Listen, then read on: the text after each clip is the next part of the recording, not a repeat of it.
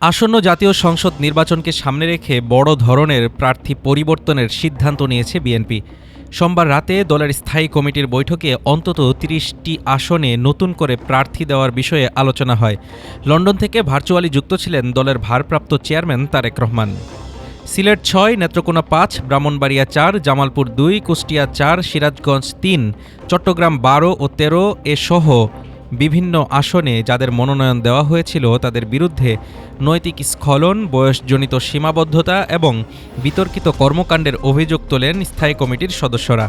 গত ৩ নভেম্বর ২৩৭ আসনে সম্ভাব্য প্রার্থী তালিকা ঘোষণার পরই বিএনপিতে শুরু হয় বিস্তর পদদলিত ও তথাকথিত মনোনয়ন বিদ্রোহ।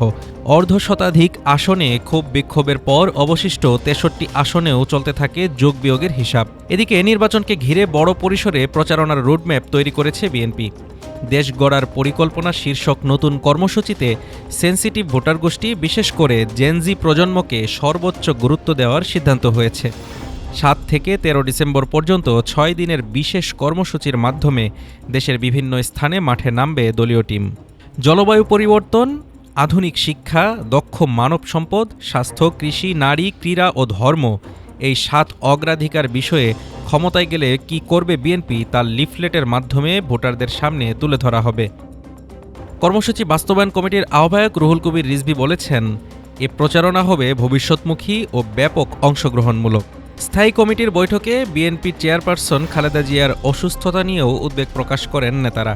দীর্ঘদিনের অসুস্থতা ও কারাজীবনের নির্যাতনের কারণে তার শারীরিক অবস্থার অবনতি হয়েছে দাবি করে তাকে জনাকীর্ণ স্থানে নেওয়ার বিষয়টি নিয়ে হতাশা প্রকাশ করা হয়। তারেক রহমানের দেশে ফেরা নিয়েও বিস্তর আলোচনা হয় বৈঠকে। সভায় উপস্থিত ছিলেন মহাসচিব মির্জা ফখরুল ইসলাম আলমগীর সহ দলের শীর্ষস্থানীয় ১২ জন স্থায়ী কমিটির সদস্য। মনোনয়ন পরিবর্তন থেকে শুরু করে নতুন ধারার প্রচারণা, দুই দিকেই সমানতালে এগোচ্ছে বিএনপি। এই পরিবর্তন কতটা ভোটার মন জয় করবে, এখন তাকিয়ে রাজনৈতিক অঙ্গন। Desk report, Dhaka today.